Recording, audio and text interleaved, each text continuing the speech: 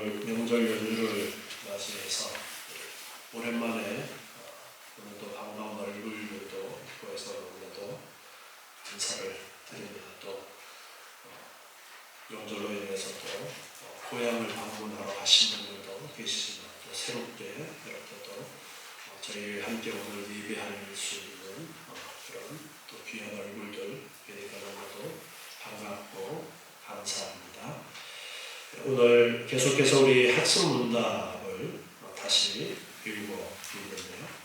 학습문답을 시작하면서 첫 번째 질문이 사람이 존재하게 되는 이유, 하나님께서 왜 사람을 만드셨는가에 대한 질문을 던지면서 사람은 하나님을 영화롭게 하고 영원토록 하나님을 즐거워하는 그러한 존재가 되기를 원하면서 하나님께서 사람을 만드셨다라는 것을 배웠습니다. 그리고 그러면 어떻게 사람이 하나님의 영광을 드러내고 영원토록 하나님을 즐거워할 것인가에 대한 그러한 가르침을 주는 것이 무엇이냐, 무엇을 통해서 우리는 그 길을 발견할 수 있느냐, 배우게 되느냐라고 할 때에 성경 말씀이라고 배웠습니다. 성경 말씀을 통해서 하나님께서는 우리에게 자신을 계시해 주셔요. 하나님이 어떤 분이신지 가르쳐 주시고 하나님의 뜻이 무엇인지를 우리에게 가르쳐 주십니다. 천하 만물 가운데 하나님의 신성이 깃들어 있다라고 로마서에는 그렇게 말씀을 하면서 하나님께서 온 우주 만물 가운데 하나님께서 만드신 우주 만물 가운데 하나님의 어떠하심을 배울 수 있는 많은 것들을 심어 놓으셨다라는 것을 가르쳐 주십니다. 그러나 인간은 그러한 것들을 보고서 하나님을 온전히 깨달을 수가 없는 그런 존재입니다. 그래서 하나님께서는 직접 하나님의 사람들을 통해서 하나님의 뜻을 성령의 감동하심으로 기록하도록 하셔서 성경이라는 것을 통해서 이제 우리에게 하나님이 어떤 분이신지를, 하나님의 뜻이 어떤 것인가를 가르쳐 주십니다. 하나님이 내 꿈속에 나타나셔서 말씀하시거나 아니면 내가 환상 중에 하나님을 만나서 하나님이 나에게 말씀하시면 얼마나 감동적이고 놀라운 그러한 체험이겠습니까? 그렇지만 하나님께서는 그러한 방법을 사용하는 것을 기뻐하지 아니하시고 이제는 기록된 성경을 통해서 우리에게 하나님을 가르쳐 주십니다. 왜냐? 환상이나 꿈이라는 것은 하나님께서 직접적으로 우리에게 나타나시는 그러한 역사이기도 하지만 사탄이 얼마든지 거짓으로 가장해서 내가 하나님이다, 내가 천사다 이렇게 나타나서 우리를 미혹할 수 있기 때문에 그래서 하나님께서는 기록을 통해서 가장 변질되지 않는 기록을 통해서 우리에게 하나님을 계시해 주신 거예요. 그것이 바로 성경 말씀인 것입니다. 그래서 오늘부터는 그 기록된 성경 말씀을 이제 기준으로 해서 계속해서 배워 나가게 되는데 제 3장 하나님은 누구십니까? 이제 주보의 내용을 실어놨는데요. 하나님은 누구십니까에 대한 부분을 이제 배우는데 9번째 질문을 합니다.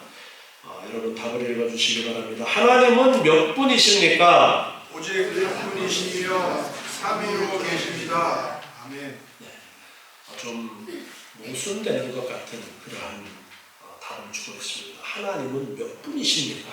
대답이 한 분, 삼위 이렇게 대답을 하고 질문이 하나님은 몇 분이십니까? 라는 이런 질문을 합니다. 그런데 하나님은 한 분이시다. 오늘 신명기 1장 4절 말씀에 보면요. 이스라엘아 들으라. 우리 하나님 여호와는 오직 하나인 여호와시니 너는 마음을 다하고 성품을 다하고 힘을 다하여 내 하나님 여호와를 사랑하라. 이렇게 가르쳐 주십니다. 하나님은 오직 하나인 여호와시다. 그래서 한 분이다 라고, 몇 분이시냐 라고 물으면 한 분이시다 라고 우리가 대답을 하게 되는데요. 그러면서 삼위로 계십니다. 이 대답을 합니다. 이것은 우리나라의 말로 삼위일체라는 신학적인 그러한 단어를 만들어 놓고 하나님을 이제 표현하려고 하다가 보니까 삼위일체라는 그러한 말을 하게 된 것입니다. 한 분이신데 또 셋이다. 성경이 그렇게 가르쳐주고 있는 거예요. 그래서 잘 이해할 수 없지만 성경에서 가르쳐 주시는 대로 그 하나님을 우리가 배울 때에 하나님은 한 분이시고 또 삼위가 계시다. 여기 위자는 한문으로 자리 위자를 가리키고 일체할 때 체자는 몸체를 가르쳐서 자리는 셋인데 몸은 하나다라고 그렇게 한문으로 되어 있다 보니까 우리가 이 삼위일체라는 단어로 하나님을 배우려고 접근을 하다 보면 선입견을 가질 수가 있습니다. 일체라는 말이 몸이 하나라는 그러한 의미로 접근을 하게 되어지는데요. 하나님을 그렇게 접근을 하다 보면 잘못 하나님을 이해할 수 있습니다. 성경에서 말씀하시는 그대로 하나님은 하나이시다라고 가르쳐 주시고 디모데전서 2장 5절에 보면요. 디모데전서 2장 5절에 하나님은 한 분이시요 또 하나님과 사람 사이에 중보도 한 분이시니 곧 사람이신 그리스도 예수라.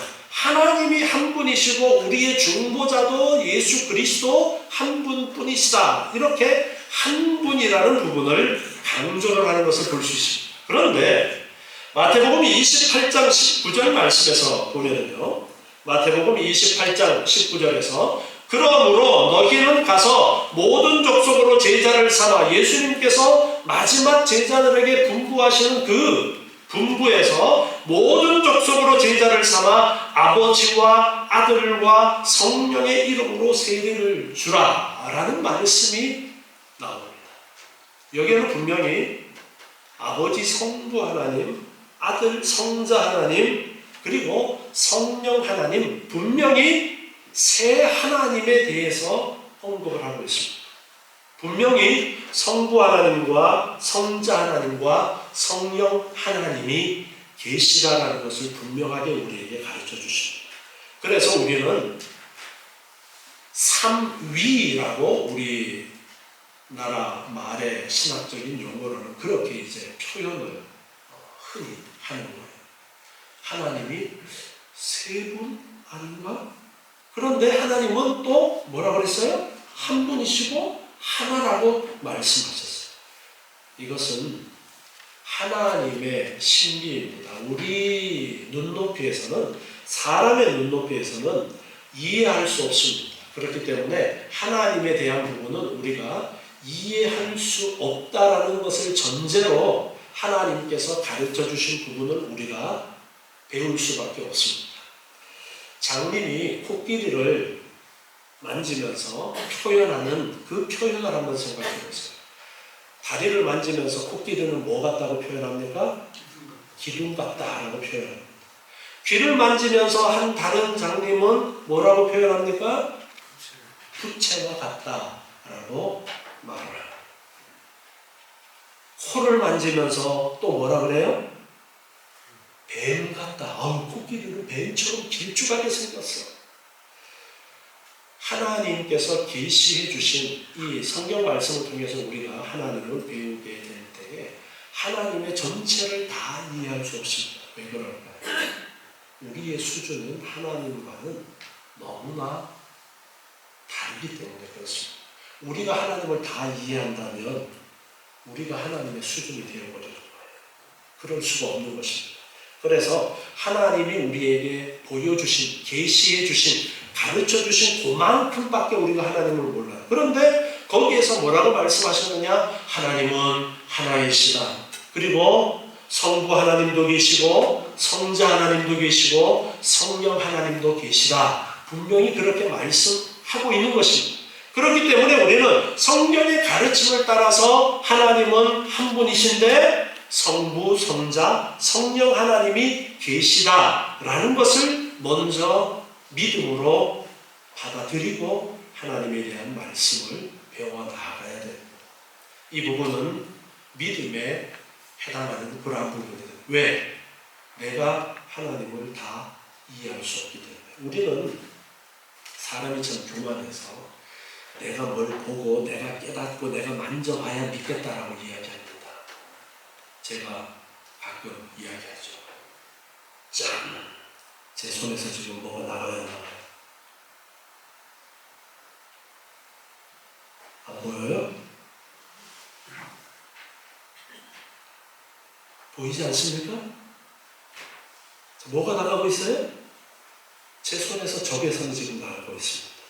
그런데 보여요? 안 보여요? 안 보여요. 여러분 손에서도 마찬가지로 적외선이 나옵니다. 열이 나요. 열이 적외선이에요. 그런데 눈에 보이지 않으니까 에이, 목사님 사기치고 있네. 아무것도 안 나오는데. 나오고 있어요. 그런데 사람은 내가 볼 수 있는, 내가 들을 수 있는, 내가 감각할 수 있는 그 범위 안에 들어오지 않는 것들은 없는 것이라고 그렇게 생각해요. 지금 지구가 돌아가고 있는데 엄청나게 큰 소리가 나는데 여러분 들려야 안 들려요? 안 들립니다. 근데 분명히 소리가 있어요. 가시광선이라고 그렇게 부르죠. 우리가 눈으로 볼 수 있는 범위에 파장이 있다. 그래서 빨주노초 파남보 무지개 그 범위 안에 있는 색깔만 볼 수 있고 그 밖의 것은 볼 수 없어요. 제 손에서 나가는 것도 못 봐요. 그래서 뭐라고 이름을 붙여요? 적외선. 빨강보다가 더 주파수가 낮은 전자파. 자외선은 뭐예요? 보라색보다가 더 주파수가 짧아서 볼 수 없는 광선. 우리는 하나님을 알 수 있는 것은 성경을 통해서 가르쳐 주시는 그 범위 안에서만 알 수 있는 거예요. 그래서 하나님이 한 분이시다라는 것을 분명하게 말씀하고 하나이시라고 말씀하기 때문에 우리는 하나이신 하나님을 믿는 거예요. 그런데 성부 하나님도 계시고 성자 하나님도 계시고 성령 하나님도 분명히 계십니다. 10번에 삼위 하나님은 누구십니까? 라고 질문합니다.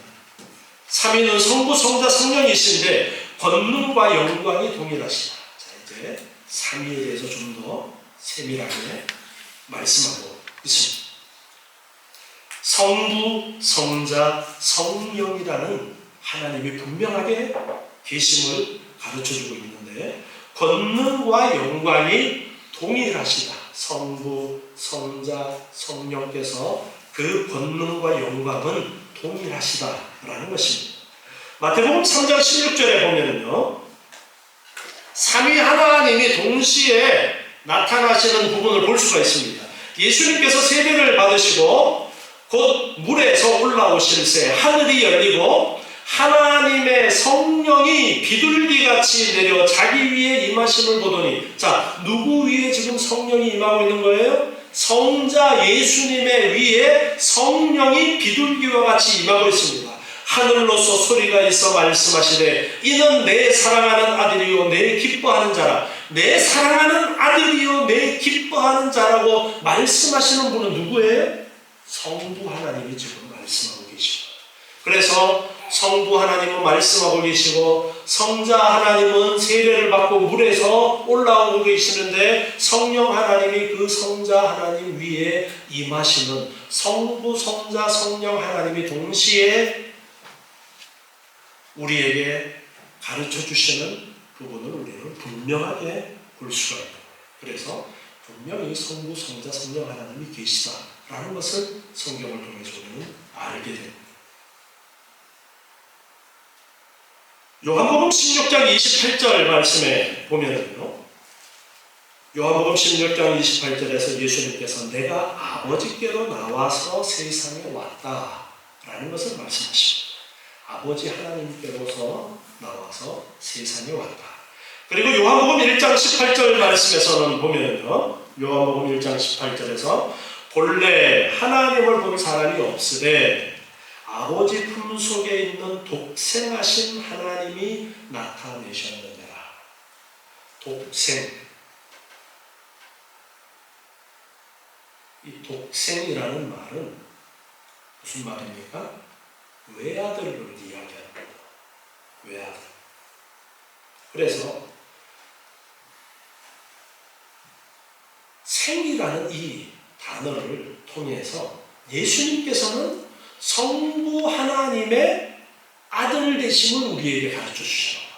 분명히 성부 하나님과 성자 하나님과의 관계는 아버지와 아들과의 관계라는 것을 우리에게 가르쳐 주고 계십니다.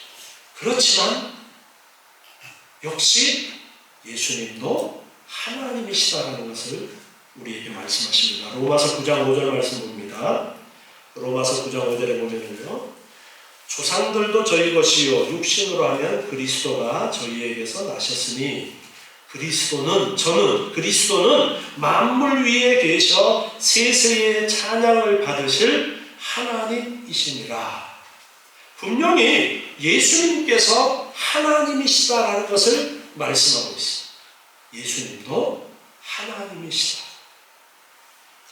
요한복음의 말씀이 요한복음 1장 1절에 보면 태초에 말씀이 계시니라.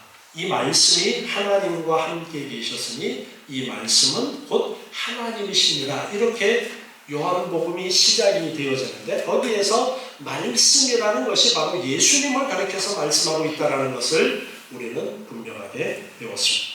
그래서 예수님도 곧 하나님이시다. 말씀, 로고스가 곧 하나님이시다라는 것을 우리에게 가르쳐 주시고 있습니다. 그래서 아들 예수님도 하나님이십니다.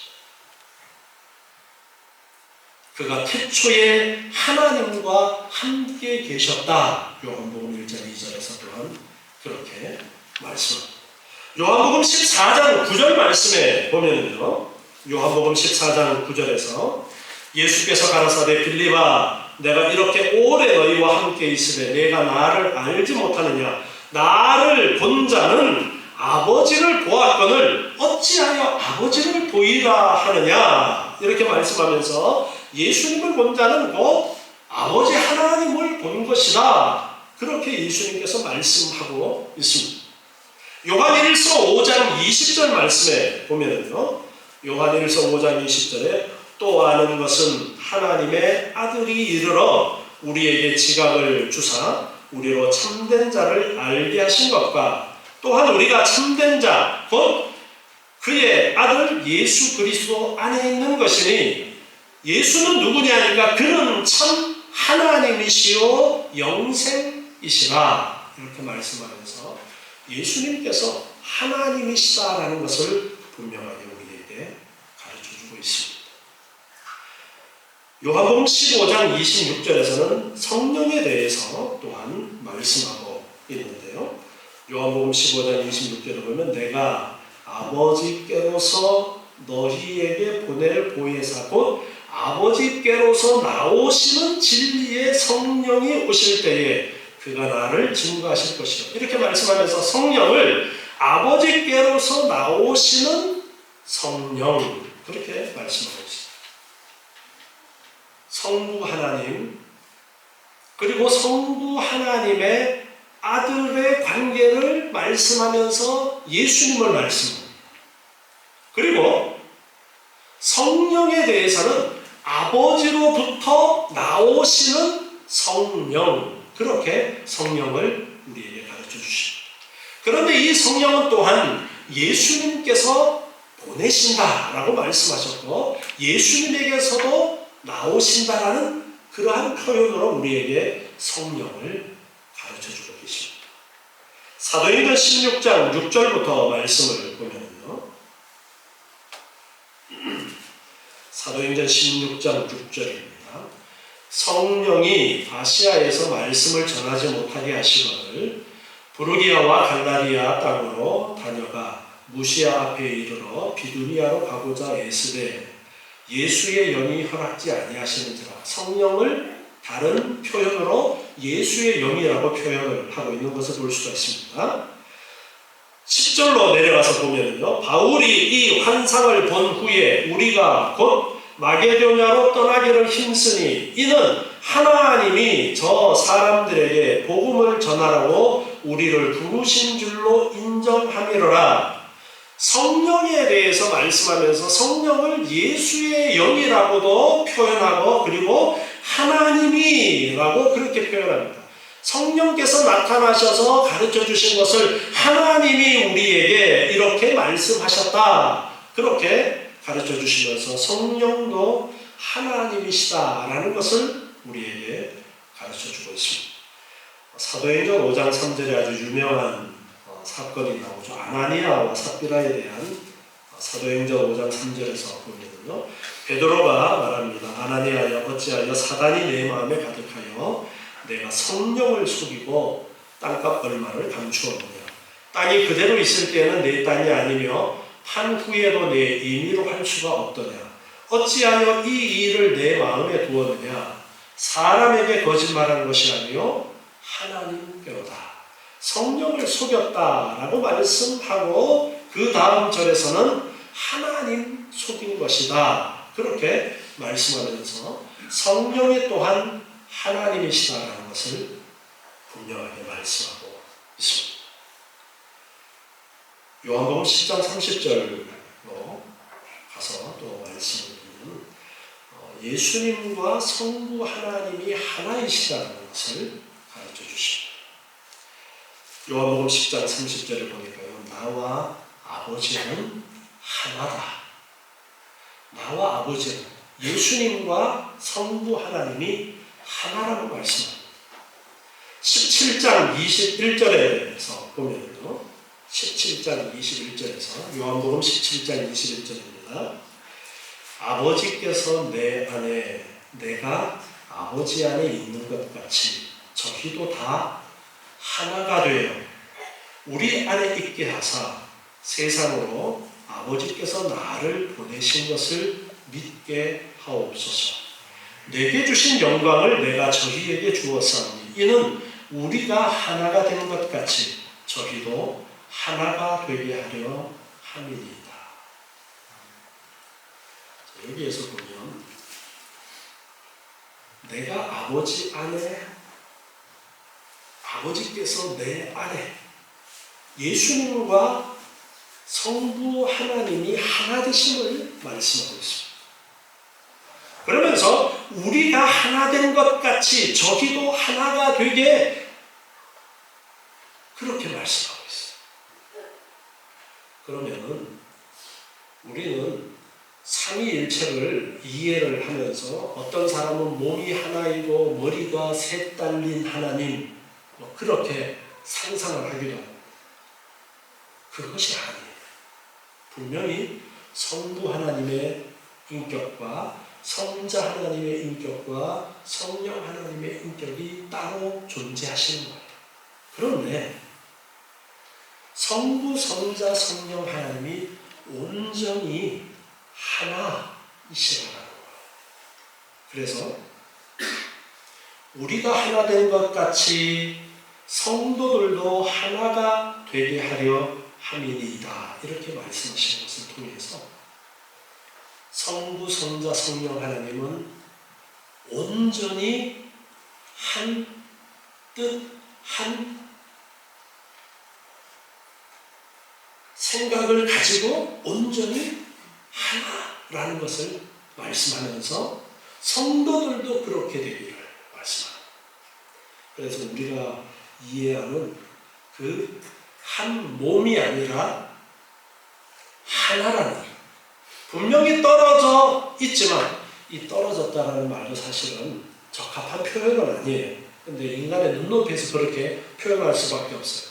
하나님은 영이시기 때문에 우리가 어떤 사람들의 그 육체적인 것으로 자꾸만 우리 이미지, 상상 속에는 그렇게 생각이 되어지는데 분명히 성부, 성자, 성령 하나님이 계심을 가르쳐 주셨고 하나라고 말씀하십니다. 그래서 한 하나님이 되어지시는 것입니다. 요한복음 17장 5절에 보면요, 예수님께서 말씀하시는데 요한복음 17장 5절에서 아버지여 창세전에 내가 아버지와 함께 가졌던 영화로서 지금도 아버지와 함께 나를 영화롭게 하옵소서 이렇게 말씀하시는 것을 볼 수 있습니다. 예수님께서 창세전에 가지고 계셨던 그 영화, 예수님이 육체를 입고 지금 이 땅에 오셔서 기도하는 상황이기 때문에 지금은 하늘 보좌를 버리시고 인간이 되어서 이 땅에 계실 때에 이런 기도를 하신 거예요. 그런데 예수님께서는 요한복음 1장에서 분명하게 온 세상을 만드실 때에 예수님이 함께 창조에 동참하셨다라는 것을 말씀하셨어요. 그런데 그때에 가지고 있던 영화를 말씀하셨습니다. 예수님은 이미 창세 전부터 하나님으로서 성부 하나님과 동일한 그 영화를 가지고 계셨다라는 거예요. 그래서 우리는 삼위일체 하나님을 배우면서 성부, 성자, 성령 하나님은 하나이신 하나님이시고 모든 영광과 하나님의 속성에 해당하는 모든 것이 동일하신 그러한 분이시다라는 것으로 이해를 할 수밖에 없는 것입니다. 다음으로 이제 11번 질문입니다. 여러분 답을 읽어주시기 바랍니다. 하나님은 언제부터 계십니까? 영원 전부터 영원까지 스스로 계십니다. 아멘. 네. 사람은 시간 속에서 살아가고 있습니다. 창세기 1장 1절 말씀이 태초라는 단어로 우리 개혁성경에는 번역이 되어져 있는데 바로 시간의 시작을 의미하는 그런 표현입니다. 하나님께서 이 세상을 만드심으로써 이 세상에 시간이 시작이 되었다는 것입니다. 그러나 하나님은 그 시간 밖에 계셨고 그리고 앞으로도 영원토록 계시는 그러한 분이십니다. 예레미야 10장 10절 말씀을 보면요.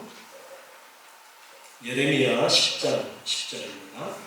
오직 여호와는 참 하나님이시요 사실은 하나님이시요 영원한 왕이시라. 그 진노하심에 땅이 진노하며 그 분노하심을 열방이 능히 당치 못하느니라. 하나님은 영원한 왕이시다. 이렇게 우리에게 가르쳐 주시고 있어요. 신명기 33장 27절 말씀에서요. 신명기 33장 27절에서도 영원하신 하나님이 너의 초소가 되시니 그 영원한 팔이 내 아래 있도다. 그가 내 앞에서 대적을 쫓으시며 멸하라 하시도다. 이렇게 말씀 통해서 영원하신 하나님을 우리에게 가르쳐주고 있습니다. 영원이라는 이 개념 또한 사실 인간이 경험할 수 없는 부분이기 때문에 정확하게 이해하지는 못하지만 끝이 없는 어떤 것, 수학에서 무한대라는 것을 생각하게 되어졌는데 그것이 바로 영원이라는 것과 연결해서 우리가 생각해 볼 수 있는 것인데요. 영원 전부터 하나님은 계셨고 앞으로도 영원토록 끝이 없다라는 것입니다. 사람은 시간 속에서 존재하면서 시작이 있고 끝이 있습니다. 이 세상 만물은 시작이 있습니다. 언제가 시작입니까? 태초에 하나님께서 만드실 때가 시작인데 하나님 그 이전 영원 전부터 계셨던 분이기 때문에 하나님은 영원하신 분이신 것입니다. 그리고 출애굽기 3장 14절에 보면요. 출애굽기 3장 14절에 우리 같이 읽어보겠습니다. 하나님이 모세에게 이르시되 나는 스스로 있는 자니라. 또 이르시되 너는 이스라엘 자손에게 이같이 이르기를 스스로 있는 자가 나를 너희에게 보내셨다 하라. 하나님은 스스로 존재하시게 된 분입니다. 과학자들이 열심히 자연을 연구를 해요. 그래서 우주가 어떻게 생겼을까를 상상을 합니다. 그래서 우주는 큰 폭발에 의해서 시작되어서 점점 지금도 커져가고 있다라는 그런 이론이 있습니다. 빅뱅 이론이라고. 그거는 하나의 이론이에요. 이론. 상상입니다. 생각입니다. 추측입니다. 사람이 진화에 의해서 점점 진화해서 지금의 사람이 되었다라는 이야기도 합니다. 그거는 추측입니다. 그렇기 때문에 진화론이라고 말할 수밖에 없습니다. 증명이 되지 않았습니다. 증명이 되고 나면 법칙, 그렇게 과학에서는 이야기를 합니다. 하나님은 어떻게 계시게 되었을까? 하나님도 누군가가 만든 것이 아닐까? 인간들은 그렇게 생각을 할 수밖에 없습니다. 그런데 하나님은 우리에게 분명하게 하나님을 계시해 주시는데 나는 스스로 있는 자다. 하나님의 그 존재에 대해서 창조물들은 접근할 수도 없고 상상할 수도 없는 그런 분이시라는 겁니다. 세상의 모든 피조물과는 다른 분이시다라는 개념이 이 말씀 속에는 담겨져 있습니다. 세상의 모든 것들이 하나님에 의해서 창조된 피조물이지만 하나님은 만들어지신 분이 아니라는 거예요. 그래서 나는 스스로 있는 자라고 이야기합니다. 이해가 되어야 돼요. 이해가 안 되죠. 이해가 되면 여러분이 하나님의 레벨까지 올라갈 거예요. 이해가 안 되지만 하나님을 이런 분이시다라고 가르쳐 주시면서 우리에게 하나님을 알려주시는 것입니다. 그래서 우리는 그만큼밖에 하나님을 알지 못합니다. 그 이상은 몰라요. 하나님에 대해서. 다음 이제 12번 질문입니다. 하나님은 어디에 계십니까? 하나님은 계시지 않는 곳이 없으십니다. 네. 예레미야 23장 24절에 보면요. 예레미야 23장 24절에서 나 여호와가 말하노라 사람이 내게 보이지 아니하려고 누가 자기를 은밀한 곳에 숨길 수 있겠느냐. 나 여호와가 말하노라 나는 천지에 충만하지 아니하냐. 하나님께서 사람의 눈높이에서 하나님을 말씀하시는데 하나님은 온 세상에 충만하시다. 온 세상에 가득 차 계시다 라고 말씀하고 있습니다. 그래서 하나님은 계시지 않는 곳이 없다. 이 세상 만물이 다 하나님 안에 있다. 제가 그래서 예전에 밤식빵 이론을 이야기했죠. 하나님이 밤식빵이라면 우리는 그 밤식빵 속에 박혀있는 무엇과 같다? 밤과 같다. 그렇게 하나님과 우리의 크기를 비교하자면 우주가 밤식빵 속에 박혀있는 밤과 같은 것이다.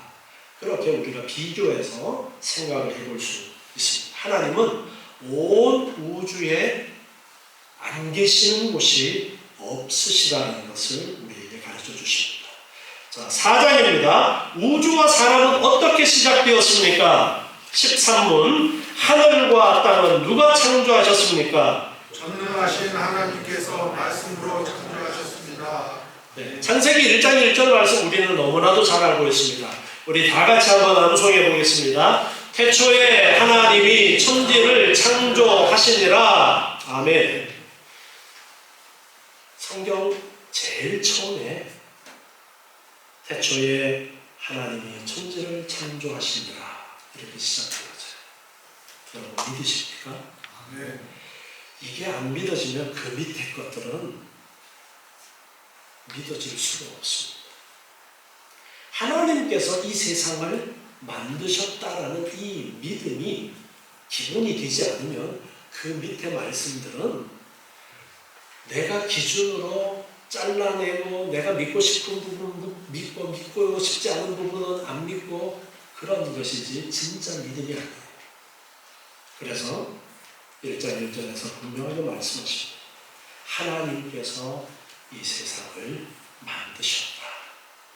태초에 하나님이 만드셨는데 말씀으로 만드셨다는 것을 성경은 우리에게 가르쳐주고 있어요. 시편 33편 6절 말씀부터 보면요, 시편 33편 6절에 여호와의 말씀으로 하늘이 지음이 되었고 그 만상이 그 입기운으로 이루었도다. 9절에서 저가 말씀하심에 이루었으며 명하심에 견고히 섰도다. 이렇게 말씀하면서 하나님의 말씀에 의해서 세상이 만들어졌다는 것을 노래합니다. 창세기에서도 하나님께서 말씀으로서 천지를 만드시는 그 모습을 기록을 해서 우리에게 가르쳐주고 있죠. 그래서 우리는 하나님께서 이 세상을 만드셨다라는 이 믿음이 흔들리지 않아야 됩니다. 하나님이 세상을 만드신 것을 우리가 증명할 수 있어요, 없어요? 증명 못합니다. 증명 못하는 것은 여러분들의 부모님이 진짜인지 가짜인지 증명 못하는 것하고 똑같습니다. 목사님 요즘 그 유전자 검사해보면 아는데요. 유전자 검사해보면 뭘 알아요? 확률입니다. 확률. 유전자가 똑같은 결과가 나올 수 있는 사람이 이 지구상에 한 명뿐이 아니라 여러 명이 있습니다. 그래서 유전자 검사를 하면 확률 98%, 99% 그런 식으로 확률을 이야기하지 정확하게 100%라고 말을 안 합니다. 우리는 우리 부모에 대해서 몰라요. 왜? 부모님보다가 내가 늦게 존재했기 때문에. 하나님이 세상을 만드신 건 우리가 어떻게 증명해요? 못합니다. 왜? 우리가 하나님에 의해서 지음을 받은 존재이기 때문에. 하나님보다가 늦게 존재했기 때문에 그렇습니다. 자, 14번입니다. 하나님은 며칠 동안의 천지를 창조하셨습니까? 6일 동안 창조하시고 7일째는 안식하셨습니다. 네. 창세기 2장 1절부터 말씀에 보면요, 천지와 만물이 다 이루니라. 하나님이 지으시던 일이 일곱째 날이 이를 때에 마치니 그 지으시던 일이 다함으로 일곱째 날에 안식하시니라. 이렇게 기록하고 있습니다. 엿새 동안 세상을 만드시고 일곱 번째 되는 날에는 쉬셨다. 안식하셨다. 안식하시면서 그날을 안식일로 선포하시고 지음받은 창조물에게도 안식을 선포하신 거예요. 하나님이 엿새 동안 열심히 일하시고 힘들어서 일곱 번째 되는 날을 쉬신 것이 아니라 우리에게 안식을 가르쳐 주시려고 일곱 번째 날에는 쉬시고 인간들에게 안식하라고 명령하신 겁니다. 자, 15번입니다. 사람은 누가 창조하셨습니까? 하나님께서 자기의 형상대로 사람을 남녀로 창조하셨습니다. 사람은 하나님께서 만드셨음을 분명하게 우리에게 말씀하고 있습니다.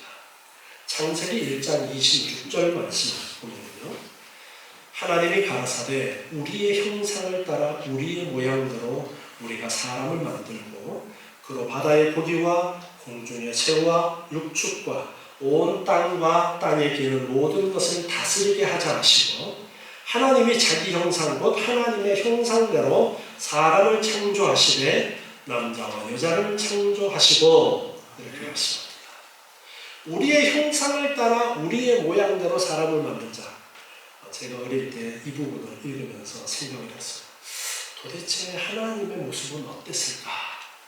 우리의 형상, 우리의 모양대로 만드셨다 그러니까 이 세상 사람들의 모양을 다 합해놓으면 하나님의 얼굴이 나오지 않을까? 제가 어릴 때 그렇게 생각을 했었는데, 그런데 여기에서 말씀하시는 이 형상은 사람들의 지금 겉으로 보이는 이 얼굴, 모습을 말씀하시는 것이 아니에요. 왜냐하면 하나님은 영이시다라고 분명하게 가르쳐주고 계십니다. 그래서 여기에서의 이 형상이라는 것은 하나님의 성품을 이야기하는 것입니다. 그래서 다른 어떤 피조물과 다르게 인간은 하나님의 성품 중에 일부를 우리 인간에게 넣어주신 아주 특별한 존재로 지음받은 것이 인간이라는 것을 알아야 됩니다.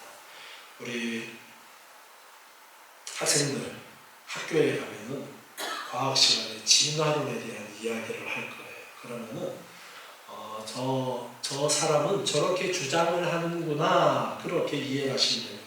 한 주장이에요. 그래서 진화론입니다. 여러 가지 이제 가설들을 가지고 끼워 맞춰서 이렇게 되어졌다. 그래서 사람이 진화되어졌다라고 그렇게 주장하는구나 라고만 아시면 됩니다. 분명하게 하나님께서 우리에게 사람을 만드셨다라는 것을 말씀합니다. 그렇기 때문에 나는 하나님이 만드셨다라는 것을 분명하게 믿으셔야 돼요. 하나님이 나를 만드셨는데 어떤 목적을 갖고 만드셨느냐? 하나님의 영광을 나타내고 영원토록 하나님을 즐거워하는 그러한 존재가 되도록 그런 목적을 가지고 우리 사람을 만드셨다는 것을 우리는 무엇을 통해서 알 수 있느냐? 하나님이 계시해 주신 기록으로 우리에게 전해 주신 성경 말씀을 통해서 우리는 알 수 있습니다. 그래서 우리는 하나님의 지음받은 존재로서 영원토록 하나님을 즐거워하고 그리고 하나님의 영광을 드러내는 그러한 삶을 사는 우리의 삶이 되어야 된다는 것을 늘 기억하시고 그렇게 살기를 힘쓰시는 저와 여러분 되시기 바랍니다. 기도하겠습니다. 하나님 감사합니다. 오늘도 하나님에 대해서 가르쳐 주시는 귀한 말씀들을 올바로 알고 하나님을 바로 알고 믿는 저희들 되게 도와주시옵소서. 우리의 믿음이 흔들리지 않도록 하나님 도와주시옵소서. 기록된 말씀을 주셔서 분명하게 우리에게 가르쳐 주신 귀한 뜻을 바로 배워 알고 우리의 믿음이 확고하게 도와주시옵고 이 믿음을 또한 알지 못하는 자들에게 확신을 가지고 증거하는 자의 삶이 되게 하여 주시옵소서. 날마다 하나님의 영광을 드러내며 하나님과 함께 이 땅에서도 천국에서도 영원토록 즐거워하는 저희의 삶이 되게 도와주시옵소서. 예수님의 이름으로 기도드리옵나이다. 아멘.